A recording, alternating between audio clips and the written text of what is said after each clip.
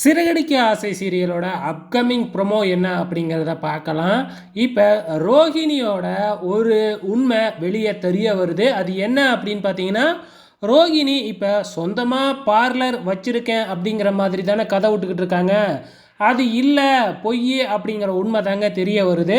ரோகிணி வேலை பார்க்குற பியூட்டி பார்லரோட ஓனரை தான் நம்ம முத்து வந்து ட்ரா பண்ணுறதுக்காக போகிறாங்க.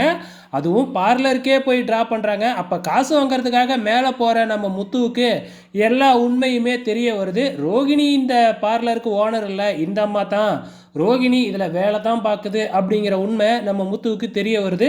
நேராக போயிட்டு அண்ணாமலைக்கிட்டேயும் நம்ம முத்து எல்லா உண்மையும் சொல்லிடுறாரு.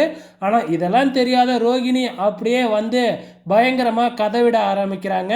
பாத்தியா, இந்த மனோஜுக்கு ஏற்ற பொண்ணு இதுதான்ப்பா அப்படின்னு நம்ம முத்து வந்து பார்த்திங்கன்னா அண்ணாமலை கிட்ட சொல்லிக்கிட்டு இருக்கிறாரு.